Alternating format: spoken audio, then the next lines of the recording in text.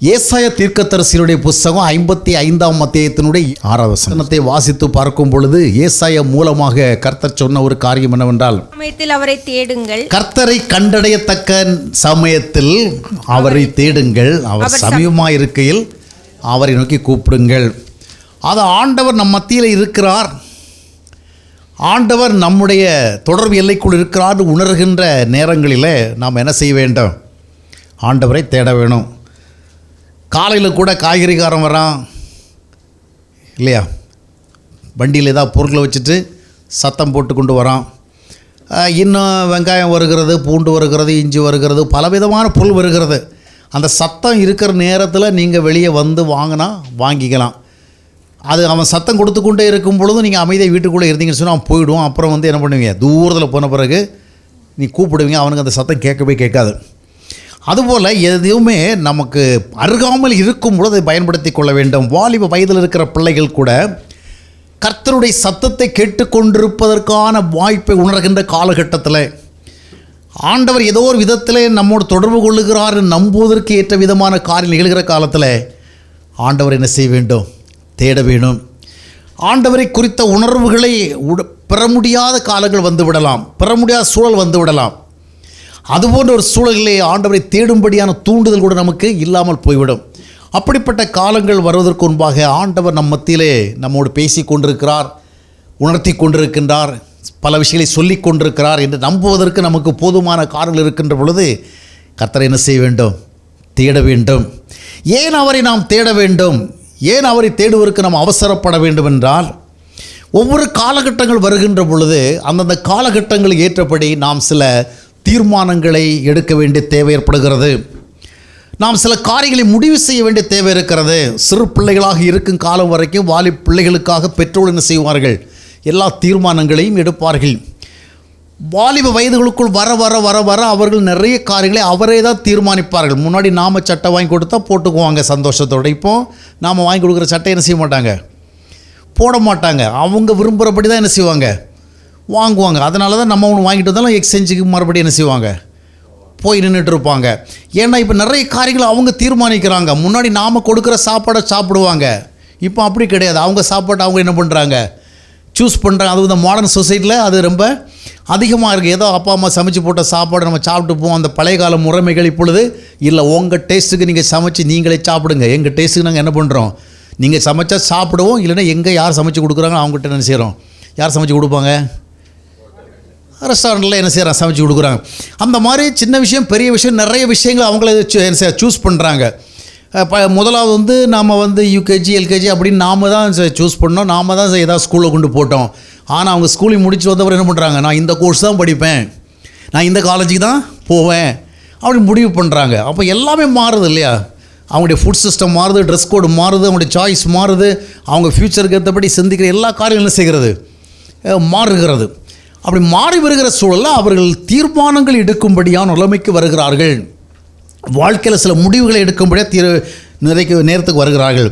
இந்த காலகட்டத்தில் தான் தவறாக தீர்மானங்கள் எடுத்துவிடக்கூடாது, தவறான முடிவுகளை எடுத்துவிடக்கூடாது, தவறானவைகளை சரியென்று சொல்லி தேர்ந்தெடுத்து விடக்கூடாது என்கின்ற காரியங்களை நம்ம சிந்திக்க வேண்டும். ஏனென்றால் வாலிப வயதுக்குள் வருகிறார்கள், ஒரு குறிப்பிட்ட வயது எல்லைக்குள் வருகிற பொழுது பல காரியங்களை தீர்மானிக்க வேண்டும். அதே நேரத்தில் தீர்மானிக்க வேண்டிய சூழல்களில், தேர்வு செய்ய வேண்டிய சூழல்களில், முடிவெடுக்க வேண்டிய சூழலில் ஏதாவது ஒன்றினால் மயக்கப்பட்டு விடக்கூடாது. சம்திங் மே என்டைசஸ், நம்ம ஏதாவது என்ன செய்யணும், அப்படியே வசீகரித்து விடும். ஏதாவது ஒரு விஷயம் நம்ம வசீகரித்து விட்டோம்னா நம்ம சரியான முடிவு என்ன செய்ய முடியாது, எடுக்க முடியாது. ஆரோக்கியமான முடிவு எடுக்க முடியாது, கன்ஸ்ட்ரக்டிவான முடிவு எடுக்க முடியாது. ஏதோ ஒன்று பார்த்திங்கன்னா ஒரு நல்ல ஒரு தரமான பொருளை வாங்கணுன்னு தான் நம்ம மனசில் வச்சுருக்கிறோம். ஆனால் ஏதோ ஒரு பொருளை பார்த்தா அது உடனே அட்ராக்டிவாக இருக்குது. பார்த்த உடனே அதனுடைய கலர், அதனுடைய என்ன சொல்கிறது, அப்பியரன்ஸ் எல்லாமே ரொம்ப நல்லா இருக்குது. உடனே நம்ம என்ன பண்ணுறோம், கவர்ந்து இழுக்கப்படுகிறோம் இல்லையா? நம்ம வந்து கவர்ச்சிக்கப்படுகிறதுனால என்ன செய்கிறோம், அதை வாங்க போகிறோம். ஆனால் அது தரமான பொருளாக இருக்கின்ற நிலைமையில் இல்லை. அதனால் ஏதோ ஒன்று நம்மை கவர்ச்சித்து விடக்கூடாது, ஏதோ ஒன்று நம்மை மயக்கி விடக்கூடாது. மயக்கி விட்டால் என்ன நடக்கும்? இப்போ சர்ஜரி ஆப்ரேஷன்லாம் பண்ணுறவங்கள என்ன பண்ண, அனஸ்தீசியா கொடுக்குறாங்கல்ல, கொடுக்குறவனால சிலவில் பாடியினுடைய ஃபுல் பகுதி இல்லைனா பாடியினுடைய பார்ட் என்ன படுகிறது, மரத்து போய் விடுகிறது. என்ன நடக்குதுன்னு என்ன செய்ய மாட்டேங்குது, தெரியல, அப்படி தானே. என்னென்னமோ நடக்குது, ஆனால் நமக்கு அதை ஃபீல் பண்ண முடியாது. ஆனால் அந்த அனஸ்தீசியாவுடைய எஃபெக்ட் என்ன செய்யும்?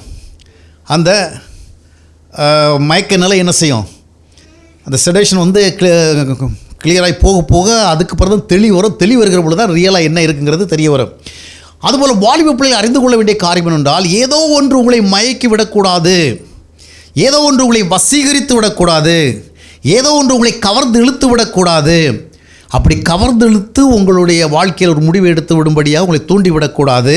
எனவே இந்த காலகட்டத்தில் சரியான முடிவுகளை எடுப்பதற்கும் சரியான தேர்வுகளை செய்வதற்கும் ஏற்ற விதமாக ஒரு தெளிந்த மனநிலை, ஒரு கிளியர் மைண்ட் செட், நல்ல கிளாரிட்டியாக நான் எடுக்கிற முடிவு சரியான ஒரு முடிவு தான், நான் எடுக்கிற தீர்மானம் சரியான ஒரு தீர்மானம் தான், நான் தேர்வு செய்கிறது ஒரு சரியானதான் என்று சொல்லும்படியான ஒரு நிலைக்கு கொண்டு வர வேண்டும்.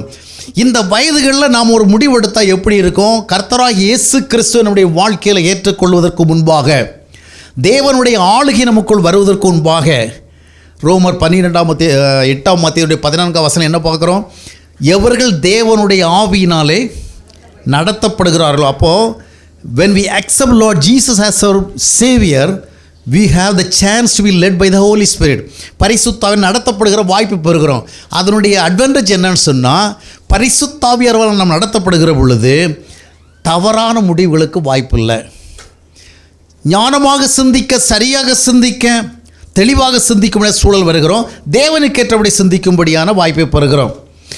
இந்த வாலிப வயதில் ஆண்டவரை உங்களுடைய வாழ்க்கையில் நீங்கள் ஏற்றுக்கொள்ளவில்லை என்றால், ஒருவேளை நீங்கள் ஆண்டவரை ஆராதிக்கிறவர்களாக இருக்கலாம், ஆண்டவர் மேல் நல்ல எண்ணம் கொண்டவர்களாக இருக்கலாம், ஒருவேளை கடமைக்காக ஜெபிக்கிறவர்களாக இருக்கலாம். ஆனால் அதுவல்ல, ஆண்டவர் உங்களுக்குள் இருக்க வேண்டும். உங்களுக்குள் இருக்கிற அந்த நிலைமை வரவில்லை என்றால், நீங்கள் இப்பொழுது ஒரு முடிவு எடுத்தால் அந்த முடிவு எப்படிப்பட்டதாக இருக்கும்? ஒரு தீர்மானம் எடுத்தால் அந்த தீர்மானம் எப்படிப்பட்டதாக இருக்கும்?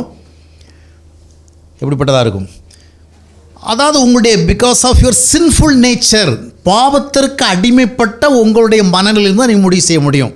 உங்களுக்கு நல்ல பிரெயினியாக, நீங்கள் நல்ல பிரெயின் பவர்லாம் இருக்கும், நல்ல இன்டலெக்சுவலி ரொம்ப ஸ்ட்ராங்காக இருப்பீங்க, நல்ல ப்ரில்லியன்ஸ் இருக்கும், நல்ல ப்ரூடன்ஸ் இருக்கும், நிறைய விஷயங்கள் இருக்கும். அவைகளெல்லாம் இருந்தாலும் வாழ்க்கை தொடர்பான முடிவுகளை எடுக்க போகும் பொழுது எதுதான் டாமினேட் பண்ணோன்னா, உங்களுடைய சின்ஃபுல் நேச்சர். அப்படின்னு என்ன அர்த்தம்னா, பாவத்திற்கு, அதாவது your mind is influenced by sinfulness, பாவத்தை அப்படியே தேவ உறவு இல்லாதனுடைய விலை. அப்போ உங்களுடைய சுய ஆளுகை செய்யும், உங்களை உலக ஆளுகை செய்யும். நீங்கள் எடுக்கிற தீர்மானம் உலகத்துக்கு ஏற்றதாக இருக்கும், உங்களுடைய இயற்கை மனதுக்கு ஏற்றதாக இருக்கும். உங்களுடைய இயற்கை மனம் ஒருபோதும் என்ன செய்யாது? நல்ல சரியான சிறப்பான ஆரோக்கியமான முடிவுகளை எடுக்காது. ஏனென்றால் மனிதனுக்குள்ள தேவ ஆவி இல்லாத பொழுது அவன் எடுத்துக்கொள்கிற முடிவுகள் எல்லாம் அறிவு சார்ந்தா இருக்கலாம், ஞானம் சார்ந்தா இருக்கலாம், ஆனால் வாழ்க்கைக்கு உதவுகின்ற விதமாக இராது. அப்போ புரிஞ்சிட்டிங்களா என்ன சொன்னேன்னு? இயேசு கிறிஸ்துவை உங்களுடைய வாழ்வில் ஏற்றுக்கொள்ள வேண்டிய அவசரம் என்னவென்று சொன்னால், ஆண்டவராக ஏற்றுக்கொண்டீர்கள் சொன்னால் நீங்கள் பாவ இயற்கையின் அடிப்படையிலே முடிவுகள் எடுக்க மாட்டீர்கள். இந்த உலகத்திற்கு ஏற்றபடி முடிவெடுக்க மாட்டீர்கள். உங்களுடைய சுயம் சொல்லுகிறபடி முடிவெடுக்க மாட்டீர்கள். தேவனுக்கேற்றபடி முடிவெடுப்பீர்கள். அது சிறந்ததாக இருக்கும், அது உயர்ந்ததாக இருக்கும், அது மகிமையானதாக இருக்கும். இப்போ என்னென்ன காரியங்களை நம்ம முடிவெடுக்க வேண்டிய தேவை நிறைய இருக்குது. எல்லாத்தையும் நம்ம பார்க்க முடியாது. ஒன்று, இப்போ நம்ம படித்து முடிக்கிறவில்லை, இல்லைன்னா ஒரு படித்து கொண்டிருக்கும் பொழுது கூட ஒரு கோர்ஸை நம்ம சூஸ் பண்ணணும். அந்த கோர்ஸ் சூஸ் பண்ணுறவில்லை, அதில் நமக்கு ஒரு சரியான ஞானம் இருக்கணும். அது எந்த அளவுக்கு ஒரு நலமான கோர்ஸு, நன்மையான கோர்ஸு, அதனுடைய விளைவு எப்படிப்பட்டதாக இருக்கும். அது விதமாக ஒரு கோர்ஸ் பண்ணி முடிக்கிறவில்லை, we need some employment, ஒரு வேலை வேணும். அந்த வேலையை நாம் தேர்ந்தெடுக்கணும். இல்லைன்னா ஒரு தொழில் செய்ய போகிறோம், அந்த தொழிலை தேர்ந்து கொள்ளணும். இந்த மாதிரி தேர்வு செய்ய போகிறவில்லை, ஏதோ ஒன்று நம்மை மயக்கி விடக்கூடாது. மயக்கி விடுற என்ன? பொதுவாக வேலைகளை தேடி செல்கிற பொழுது அதிகமாக உற்று கவனிக்கிற பகுதி எது? Salary. How much I can draw, எவ்வளோ நான் சம்பளம் எடுக்க முடியும். இன்றைக்கி நிறைய பேர் சம்பளத்தின் அடிப்படையில் தான் தங்களுடைய வேலைகளை தீர்மானிக்கிறாங்க. அதனுடைய விளைவு என்ன தெரியுமா? நிறைய வேலை அவர்களுடைய எதிர்கால வாழ்விற்கு ஏற்ற வேலையாக இருக்காது. இப்போ சமீபத்தில் கூட சுப்ரீம் கோர்ட்டில் ஒரு கேஸ் வந்தவள்ள என்ன சொல்கிறாங்கன்னா, இன்றைக்கி இருக்கிற ஐடி சிஸ்டம் அந்த மாதிரி இருக்குது. அவன் ஒரு பக்கம் வேலை செஞ்சுட்டு வீட்டுக்கு வரான், அவள் அப்போ தான் வேலையை முடிச்சுட்டு எங்கே போகிறான், வேலைக்கு போகிறான். கணவனும் மனைவி ஒரே வீட்டில் இருந்தாலும் 15 நாளைக்கு ஒரு தடவை பார்க்க முடியாத அளவுக்கு ஷிஃப்டிங் சிஸ்டத்தில் இருக்குது. கணவன் நைட்டில் வெளியே இருக்கா, இல்லை மனைவி வெளியே இருக்கிறா, இல்லைன்னு சொன்னால் யாராவது ஒருத்தர் மிஸ் ஆகுறாங்க. ஆக இந்த மாதிரிப்பட்ட ஒரு சூழல்களெல்லாம் இருக்கிறது. அப்போது நீங்கள் எந்த ஒரு வேலை, ஏன்னா ஒரு வேலை உங்களுக்கு ரொம்ப தேவை, உங்களுக்கு வருமானத்துக்கு ஒரு வேலை, ஒரு தொழில் நீங்கள் செஞ்சு தான் ஆகணும். ஆனால் அதை செய்ய செல்கிற பொழுது ஏதோ ஒன்றினால மயக்கப்பட்டு விடக்கூடாது. You should not be enticed, you should not be incited. அப்போ ஏதோ ஒன்றால் என்ன பண்ணக்கூடாது, நீங்கள் மயக்கப்பட்டு விடக்கூடாது. மயக்கப்பட்டு விட்டால் என்னோட சம்பளம் நிறைய வருது, சம்பளம் நிறைய வருகிற வேலையெல்லாம் நம்முடைய எதிர்காலத்திற்கு ஏற்ற வேலைகளாக இருக்க வாய்ப்பில்லை. சில இருக்கலாம், சில இருக்காது. அப்போது பணம் எங்கே நிறைய வருமானம் வருதுங்கிறத நமக்கு என்ன செய்யும், மனதில் அதிகமான சிந்தனை கொடுக்கும். ஏதோ ஒன்று மயக்கி விடும். இந்த தொழிலை செஞ்சால் நிறைய சம்பாதிக்கலாம், இந்த வேலைக்கு போனால் நிறைய சம்பாதிக்கலாம், அந்த விதமாக என்ன வருது. மயக்கி விட்டதென்றால் ஏதாவது ஒரு வேலைக்குள்ளே போயிடுவீங்க. அப்புறம் என்ன செய்ய முடியாது. நாளை தினம் உங்களுடைய வாழ்க்கையில் ஒரு மாற்றங்கள் ஏற்பட்டால் நீங்கள் திரும்பி வர முடியும். இன்றைக்கி பார்த்தீங்கன்னா நிறைய வாலிப பிள்ளை எங்கே போய்ட்றாங்க, மீடியான்னு சொல்லிட்டு சினிமா துறைக்குள்ளே போய்ட்றாங்க. அந்த டெக்னாலஜியில் கற்றுக்கிட்டு அப்புறம் பார்த்திங்கன்னா மீடியா டெக்னாலஜி அதுன்னு கற்றுக்கூட நான் சொல்ல வரல. ஆனால் நிறைய பேர் படிக்கிறது கடைசியில் எங்கே தான் போக வேண்டியதாக இருக்குது. ஏன்னா சினிமா துறையில் தான் அதுக்கு என்ன கிடைக்குது, டியூ ரிவார்டு கிடைக்குது. அங்கே தான் அவனுக்கு நல்ல சம்பளம் கிடைக்குது, அங்கே தான் வேலை கிடைக்குது. அந்த கற்றுக்கொண்ட கோர்ஸுக்கு அங்கே தான் நிறைய இது கிடையாது. அதுக்கு பிறகு நாளை இது நம்ம ஆண்டவரை ஏற்றுக்கொண்டால் கூட அங்கேருந்து என்ன பண்ண முடியலை, வர முடியவில்லை. ஒரு ராங் எம்ப்ளாய்மெண்ட்டை சூஸ் பண்ணிட்ட பிறகு அதுக்கு பிறகு வாழ்வதற்கு என்ன பண்ணுறது, அப்புறம் என்ன பண்ணுறது, அதுக்கு ஏதாவது ஒரு நியாயத்தை சொல்லிட்டு அங்கே கன்னியூ பண்ண வேண்டியிருக்கு. எனவே இந்த வாலிப வயதின் காலங்களில் நாம் ஒரு சரியான வேலையை சூஸ் பண்ண முடியாது, சரியான தொழிலை சூஸ் பண்ண முடியாது. நிறைய பிள்ளைகள் பார்த்திங்கன்னா வெளிநாடு மயக்கி விடுகிறது.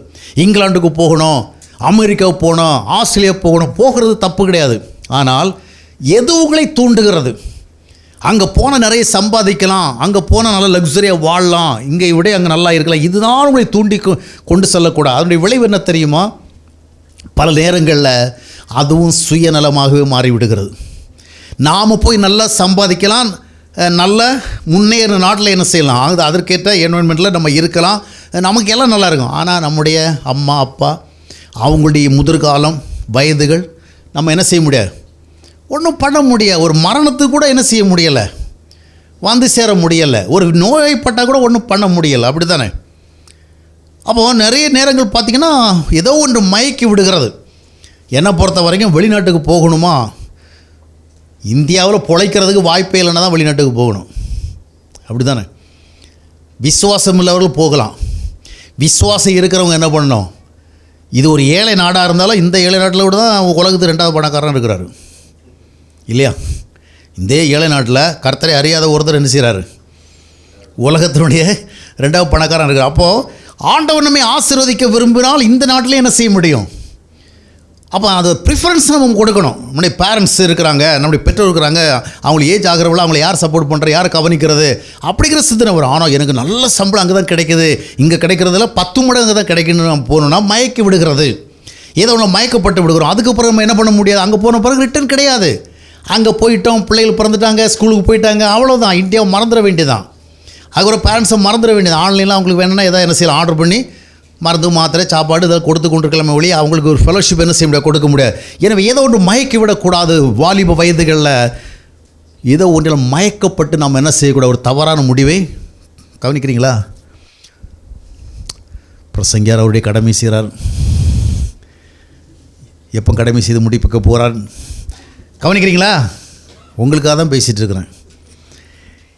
எனவே இந்த வயதுகளை நீங்கள் ஆண்டவரை ஏற்றுக்கொள்வீர்கள்னால் ஆண்டவருக்கு ஏற்றபடியான பார்வை வந்துவிடும். எது இன்றைக்கு நலமாக தோன்றுகிறது என்பதில்லை, நாளைக்கு எது நலமாக தோன்றும். உங்களை ஆண்டவர் சரியான வழியில் நடத்துவார், உங்களுக்கு சரியான வேலையை காண செய்வார், சரியான ஒரு தொழிலை உங்களுக்கு சேரும்படியான ஞானத்தை, உங்களுக்கு அறிவை வழிகாட்டுதல் கொடுப்பார். எனவே தவறான முடிவுகள் எடுக்கும்படியான ஒரு காலகட்டத்தில் இருக்கிறபடினால் நாம் மயக்கப்பட்டு என்ன செய்து விடக்கூடாது, தவறான முடிவு எடுத்து விடக்கூடாது, ஆண்டவரை தேட வேண்டும். அதுபோல் அடுத்த கட்டத்தில் பார்த்திங்கன்னா எதிர்கால நம்முடைய வாழ்க்கை துணையை தேட வேண்டிய காலகட்டத்தை நெருங்கி வந்துகிட்டே இருக்கிறோம். வாலிப பிள்ளை என்ன செய்கிறாங்க, படித்து முடிச்சுட்டாங்க, வேலை சேர்ந்துட்டாங்க, இப்போ அடுத்து என்ன வேணும், கல்யாணம் பண்ணணும், ஒரு லைஃப் பார்ட்னர் நம்முடைய வாழ்க்கையில் வரணும். இது போன்ற சூழலையும் we have to be very wise, ஞானமாக இருக்கணும். ஏன்னா தவறான முடிவுகளை ஏதோ ஒன்றினாலே மயக்கப்பட்டு எடுத்து விட முடியும். இப்போ நிறைய வாலிப பிள்ளை என்ன பண்ணுறாங்க, தவறான ஒரு முடிவு எடுக்கிறாங்க. எந்த விதமான முடிவு எடுக்கிறாங்க? தங்களுடைய எதிர்கால வாழ்விற்கு உகந்ததெல்லாம் முடிவு எடுக்கிறாங்க. அந்த முடிவு எடுக்கிறவங்களுக்கு தூண்டினது எது? தன்னுடைய எதிர்கால வாழ்க்கைக்கு வர வேண்டிய லைஃப் பார்ட்னருங்கிறத சூஸ் பண்ணுறவங்கள எவ்வளவோ காரியங்கள் சிந்திக்கணும்ல. ஏன்னா நமக்கு வாழ்க்கை இணைய போகிறவளுக்கு நம்ம ஒரு கடவுள் நமக்கு அனுமதிக்கிற காலகட்டங்களோட வாழ்ந்து முடிக்கணும். அப்போ எவ்வளவோ நம்ம கேர் கொடுக்கணும். ஆனால் இன்றைக்கி நிறைய பேர் வாழ்க்கை துணை தேர்ந்தெடுக்கிறவங்கள அது தேர்ந்தெடுக்கிற முறை என்ன சொல்லுங்கள்? ஒரு பெண்ணினுடைய அழகு என்ன செய்து விடுகிறது? மயக்கி விடுகிறது. அந்த அழகை சார்ந்தே முடிவு எடுக்கிறான், வாழ்க்கை துணையாக்குகிறான். ஆனால் திருமணமான பிறகு அந்த அழகை வைத்து அவனால் என்ன பண்ண முடியல.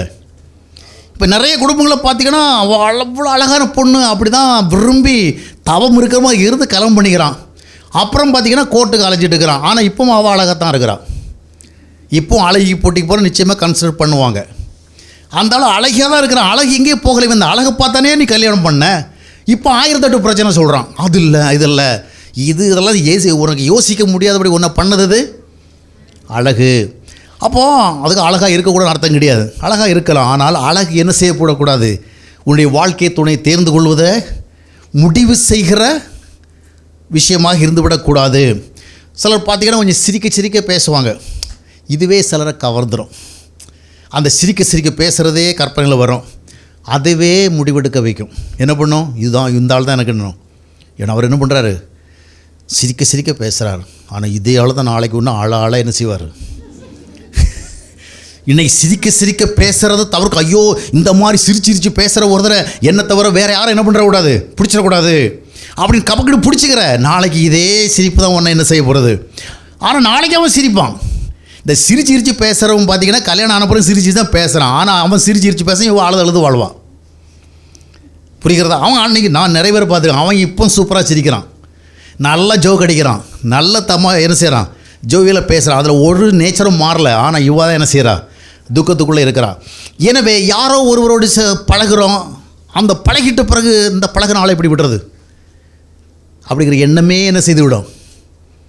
இப்போ எல்லாம் பார்த்திங்கன்னா பழைய காலத்தில் தான் 6 மாதம் 1 வருஷம் தேவைப்பட்டது. இப்போ எல்லாம் இந்த பிராய்லர் கோழி மாதிரி தான். கோழி முட்டையில் என்ன பண்ணுது? அந்த காலத்தில் ஒரு கோழி வளர்கிறதுக்கு ஒரு டைம் இருக்குது. அப்படி தான் இப்போ என்ன பண்ணுறான்?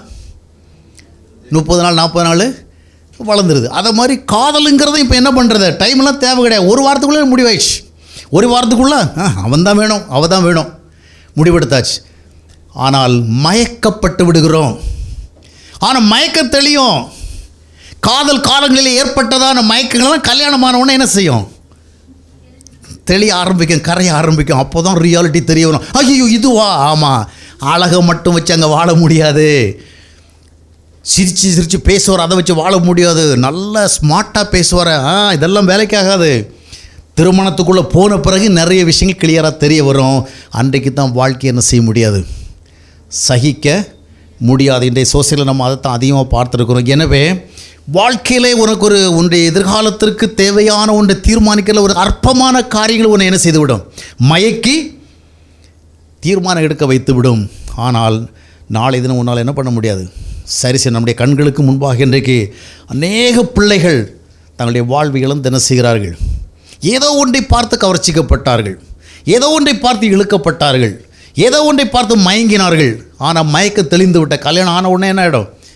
கொஞ்சமாக மயக்கம் தெளிஞ்ச பிறகு தான் ஐயோ இவனையா பிடிச்சி கல்யாணம் பண்ணியிருக்கிறோம், இவளையா பிடிச்சி கல்யாணம் பண்ணியிருக்கிறோம் கேள்வி கேட்க நேரங்கள் வரும். ஆனால் என்ன செய்ய சில விஷயங்களை சரி பண்ண முடியும். எனவே அந்தந்த காலகட்டங்கள் இருக்கும் பொழுது கர்த்தரை கண்டறியத்தக்க நேரத்தில் என்ன செய்ய வேண்டும்? கர்த்தரை தேட வேண்டும்.